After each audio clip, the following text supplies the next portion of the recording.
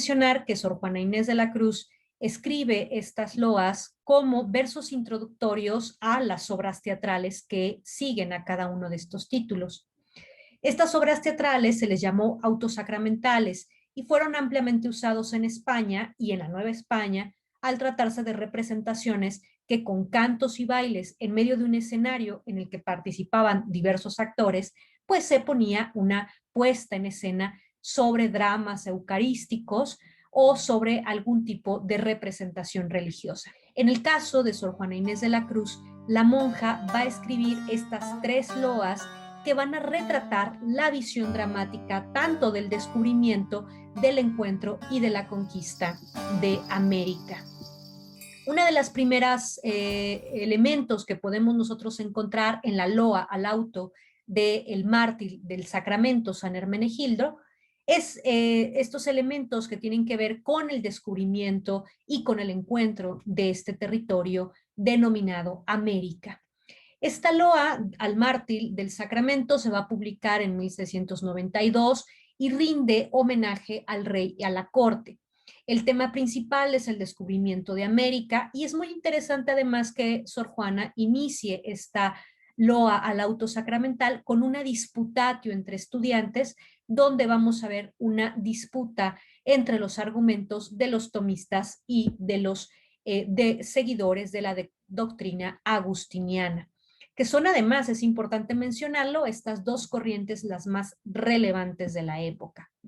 Otro elemento importante que nosotros podemos localizar en esta loa es el encuentro en medio de esta disputatio de los soldados que una vez que interrumpen esta escena, los soldados con las columnas de Hércules salen al encuentro para fijar las fronteras del mundo conocido. Cito un poco estos elementos. En la escena 3 podemos nosotros leer cómo llegan inmediatamente los soldados y dice: aquí, soldados, fijemos las columnas en señal de que es el término extremo del mundo y que no hay más mundo que el que ha Hércules descubierto, escribe Sor Juana a partir de los versos 196 al 200 de esta loa. Es importante mencionar que en medio de estas columnas la loa es interrumpida por estos soldados y por la música que canta: no hay más mundo conocido, non plus ultra, aquí acaba el universo. Es decir, lo que está expresando Sor Juana en esta loa son claramente los límites de los territorios, claramente una visión ya estructurada, ya forjada. Y sin embargo, en medio de esta visión ya dada de los límites geográficos del mundo medieval, bueno, Sor Juana también vislumbra este tiempo providencial con la apertura de un nuevo mundo al servicio de España. Esta servidumbre del nuevo territorio es encabezada por la figura de Colón en esta loa, que expresa a Colón a partir de los versos 237 al 256. Dice Colón: fértil España, que ya tus rubias arenas beso, vencidos de tantos mares, los peligros y los riesgos. Gracias te doy, oh gran Dios, que a mi derrotado leño la gran empresa fiaste, libraste el honroso empeño de pasar la equinoccial. Más mundos hay, más imperios, que tus armas avasallen y sujeten tus alientos. Es muy interesante ver cómo en esta loa podemos encontrar cierta concepción del Colón de Sor Juana que evidencia en ese sentido el descubrimiento de un nuevo mundo, pero desde el punto de vista de una visión providencial, que es prácticamente, y esto es muy interesante, prácticamente la visión que estaba en la época de Sor Juana, desde el siglo XVI incluso, le antecede la famosa bula Interquetera de 1493 sobre esta visión providencial a este nuevo territorio, y vamos a ver cómo también hay otros elementos simbólicos dentro de esta loa, como la alegoría de Hermenegildo, este mártir que va a priorizar la fe por encima de la paz ante una guerra, este mártir del siglo VI, que se convierte al cristianismo, incluso desdeñando la tradición arriana que le enseña su padre. y que bueno, un poco siguiendo también el análisis de Mauricio Beuchot sobre esta loa, me parece muy relevante cómo Sor Juana pues muestra no solamente esta doctrina providencial de Colón, sino también este símbolo del mártir Hermenegildo, el cual tiene que ver con el símbolo de la conversión cristiana de estos habitantes de las nuevas tierras de América. Encontramos además otros elementos en la loa al auto sacramental del cetro de José, que funge esta loa como una historia que continúa con el encuentro entre estas dos culturas antagónicas en busca de la dominación y de la liberación de la tiranía. Esta obra, la loa al auto sacramental, el cetro de José, fue publicada en el segundo tomo de Inundación Castálida en Madrid en 1692 y también nos ayuda a vislumbrar ciertos símbolos y conceptos, además, que están puestos en la escena, escritos también por la monja Sor Juana. Uno de ellos muy importante es el concepto de ley. En esta loa vamos a ver que tenemos varios personajes, está la fe, la ley de gracia, la ley natural, la naturaleza y la idolatría, y todos estos personajes van a estar divididos en dos símbolos antagónicos y abstractos, primero representados por la fe y otros tantos representados por la infidelidad. Es muy interesante también ver estos elementos que se despliegan en la loa, como el advenimiento del nuevo sol y el símbolo de la Eucaristía. En el caso específico de la ley de gracia, la ley natural y la naturaleza, son estos tres personajes los que inauguran la primera escena, y vamos a ver cómo esta primera escena, la ley natural, ella expresa en la poesía de Sor Juana, dice: este personaje de ley natural, en feliz hora, oh divina ley de gracia, a darme salgas con tus divinos preceptos la perfección que me falta. En este sentido, el personaje de ley de gracia va a expresar ante la ley natural la hermandad que hay entre ambas, al insistir a partir de los versos 31 al 38, bien mi amor, dice este personaje, con esos júbilos pagas, pues el sumo poder quiso que fuésemos tan hermanas. Es muy interesante ver cómo Sor Juana, como decíamos, vincula tanto a la ley de gracia como a la ley natural. Es relevante además esto poniendo en cuestión toda la discusión que estaba postulada en la época tanto por el Concilio de Trento como también por pues la importante discusión que estaban teniendo los teólogos en Europa sobre la relación entre ley de gracia, considerada así por Sor Juana, y la ley natural. Es importante también considerar en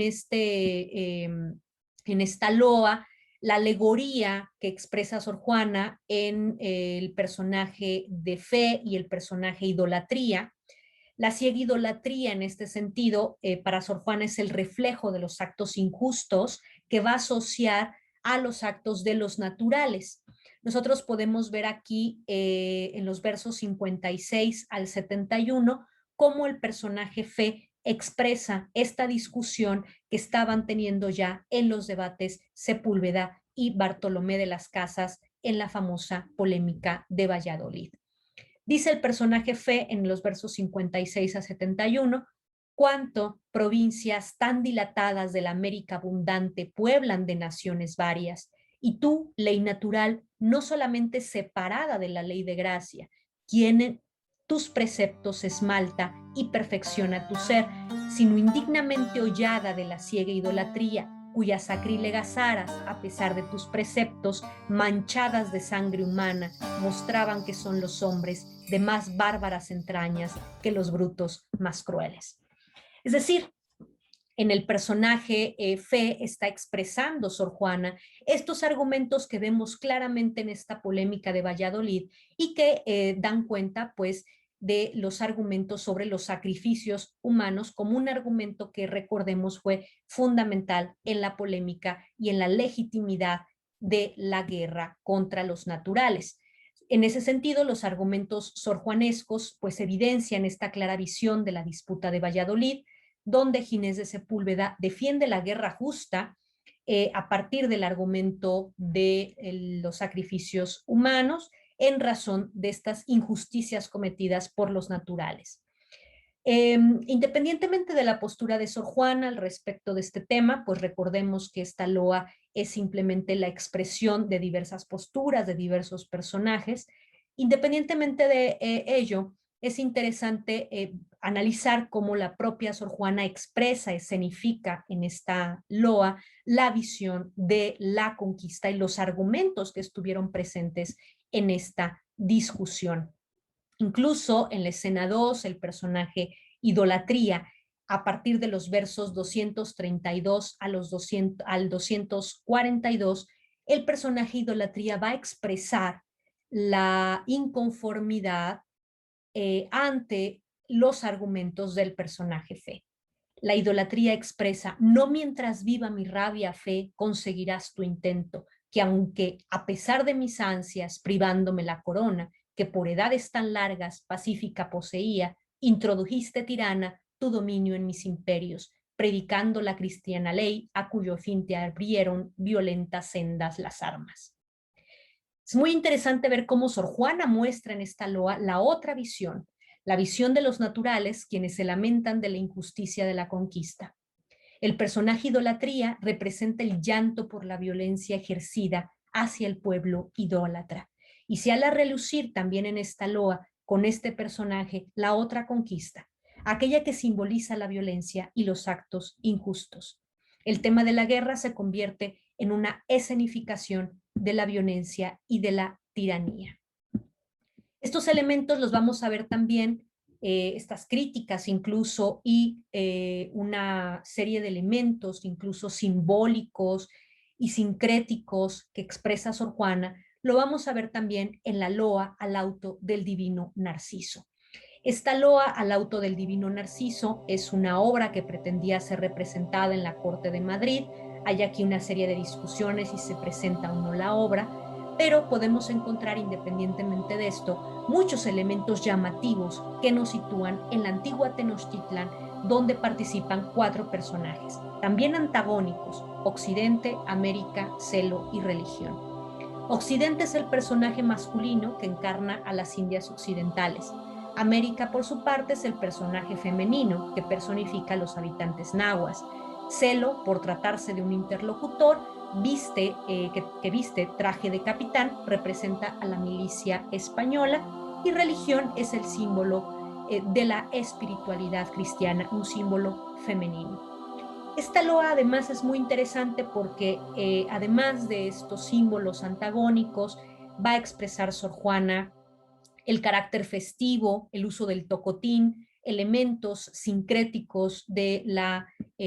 cultura prehispánica de los mexicanos, como ella expresa, como por ejemplo vamos a ver la representación y el sincretismo entre el símbolo del sol de los mexicanos con el dios cristiano, el dios de la Eucaristía y el divino Narciso. Nos referimos al dios de las semillas, que va a expresar en esta loa Sor Juana, y que alude a Huitzilopochtli por tratarse del dios de las semillas de amaranto. Además de eso, vemos también en esta loa, en estos elementos sincréticos, vamos a ver cómo Sor Juana va a expresar también la visión de América y de Occidente. A partir del verso 29 al verso 59 podemos encontrar cómo se polemiza y cómo se generan estos argumentos expresados en la loa. Así, por ejemplo, el personaje América expresa: y con razón, pues es solo el que nuestra monarquía sustenta, pues la abundancia de los frutos se le aplica, y como este es el mayor beneficio en quien se cifran todos los otros, pues lo es el de conservar la vida, como el mayor lo estimamos, pues ¿qué importará que rica la América abundara en el oro de sus minas, si esterilizando el campo, sus fumosidades mismas no dejaran a los frutos que en cementeras ópimas brotasen? Este verso es muy llamativo porque expresa a Sor Juana también la visión de los personajes de América y de Occidente desde una forma muy sutil, en la que encabezan estos una crítica ante quienes llegaban a América para saquearla con sed de extraer el oro de sus minas. Además de que también vamos a ver cómo hay una especie de defensa al sacrificio, o por lo menos el tomar en consideración la postura de los personajes que representan a la cultura de los mexicanos, a la cultura prehispánica, según la cual, bueno, el sacrificio es para conservar la vida, estos sacrificios que se realizaban. Es interesante en ese sentido la visión y la escenificación de Sor Juana, primero en estas tres loas ante el descubrimiento de América, la postura de los personajes, de los naturales ante la propia conquista y la guerra, los argumentos de la guerra, y finalmente en esta tercera loa, la loa al divino Narciso, los elementos sincréticos que vamos a ver tanto de la cultura cristiana como la cultura mexicana, aunado además a la importante expresión de la visión de los naturales sobre sus rituales, sobre los sacrificios que ellos emprendían, así como también la crítica hacia la guerra y hacia la conquista.